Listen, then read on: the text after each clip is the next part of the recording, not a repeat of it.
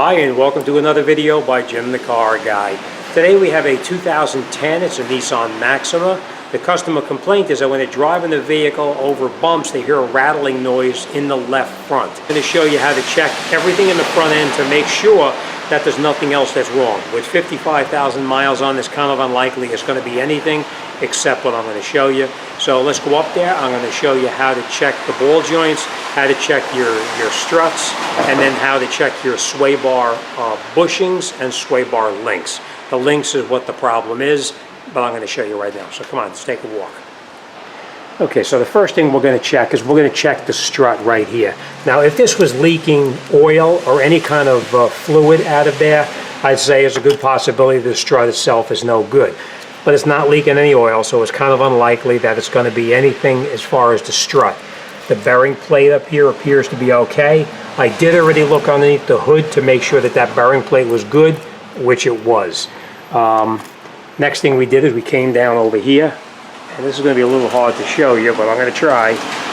We checked that ball joint right there. And the way you check the ball joint, let me grab a pry bar, I'll show you what I mean.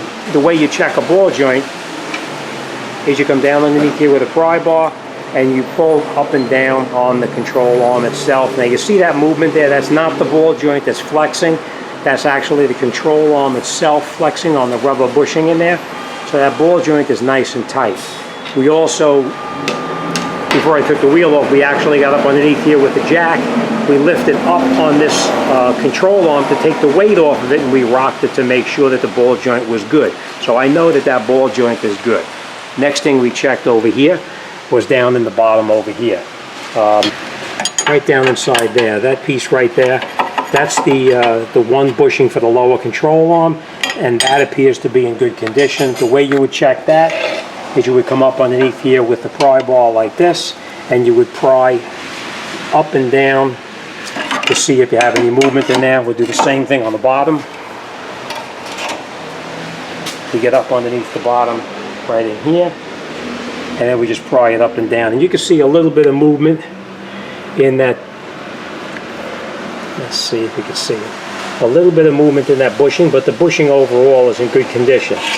This one back here, you can see it's starting to separate a little bit. Not a big deal, it's not broken yet, so that's not the noise either. And then we just lift up and down on this, and you can see that the rubber is flexing just the way it's supposed to. So we know that that's not the problem either. That's normal wear and tear. The problem we have is not so much with the sway bar bushing in there. Let's get a light in here so you can see. Frequently that bushing right inside there, that bushing that holds that bar in place, frequently that bushing is no good. But the way you would check that, and this is going to be tough to show you, but I'm going to try to the best I can. You get your hands up inside here, and you take the bar and you lift the bar up and down. There should be no movement in that bushing right there at all, and there is not. The last thing we checked, which is the problem right here, is these are your stabilizer links right here. They go up to the top strut. What happens is when you grab this and you move it, I don't know if you can hear that.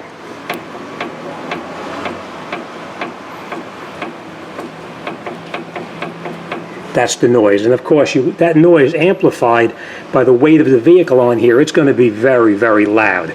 Alright, so we know that these stabilizer links are no good. They need to be replaced. Now, honestly, I did already take the other side apart, and I used an air gun to shoot these off, but I'm going to show you how to do it by hand because I know you guys don't have an air gun working in your driveway. A little bit more work, but it does come out without a real big problem. So, all right, first thing we're going to do is we're going to find out, of course, what size they are. These I know are 18 millimeter, and as far as removing them, what we're going to do is we come in here, and right in the back, right here, we'll get on this.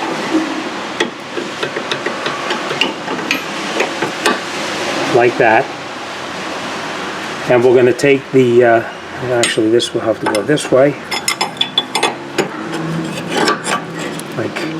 like that, and now we're going to come in here with a wrench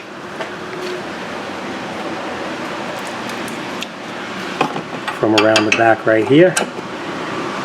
Come in the back over there with the wrench, and then we're going to try to get this to lean this.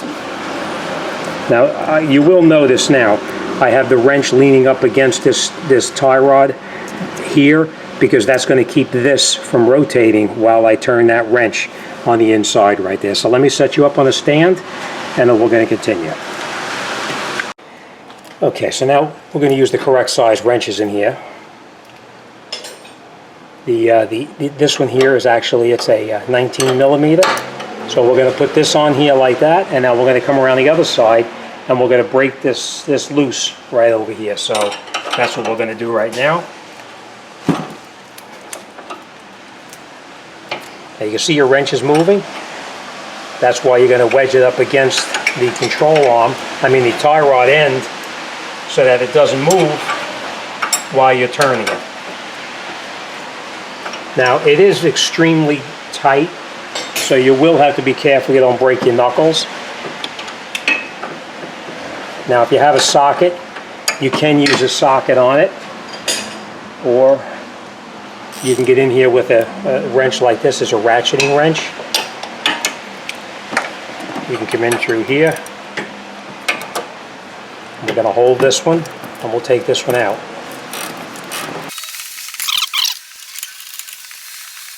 We're going to do the same thing. We're going to take our wrench that we had around the back over here. We're going to wedge it against something. We may have to hold this one by hand, actually. Like that. And like I said, you can get in here with a ratchet as well, like this.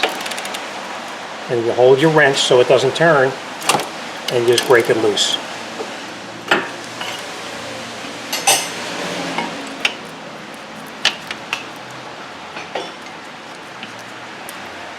Hold this in the back.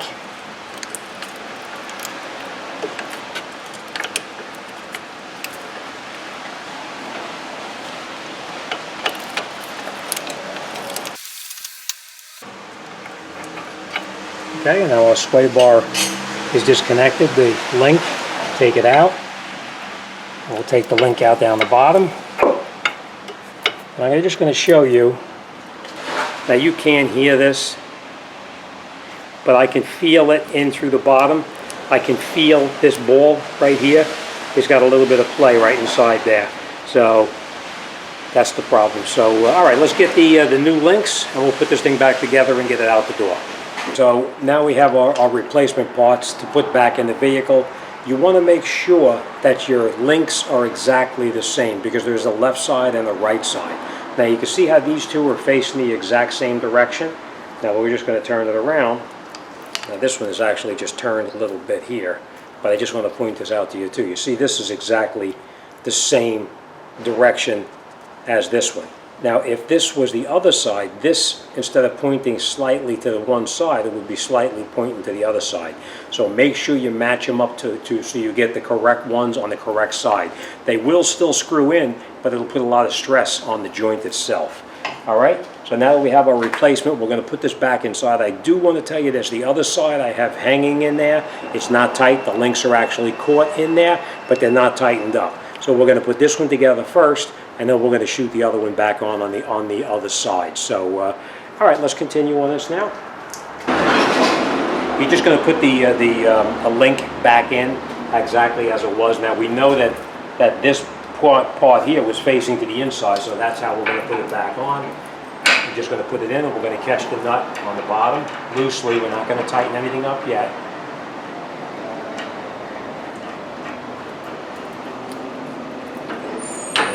Link through the top here as well. Now obviously if you have the air, you can shoot it on with the air, but I know in your driveway you're not going to have it, so again I'm going to do this by hand. You just hold the wrench in the back. Remember, we had that nut in the back right there. We're going to slide this on the nut like that, and we're going to hold that nut stationary while we tighten it up.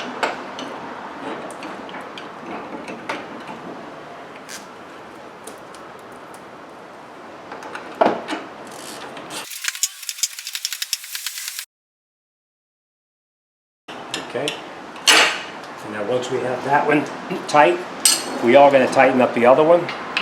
But the other one we're going to use a ratcheting wrench just because it's a little easier to get in there with it.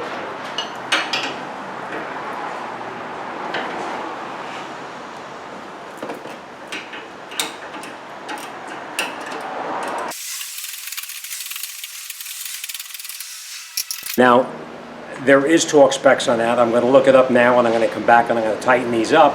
But that's it. You're pretty much all set. Once you torque these down to the proper foot-pounds, then you're all done. Obviously, I'm going to go to the other side and I'm going to do the exact same thing on the other side. But that's it. Our noise will be gone. I'll throw the wheels on, take it for a drive, and then we're out the door. So that is absolutely the noise that we were getting, that play inside the joint itself. All right, as always, thanks for watching. See you on the next one.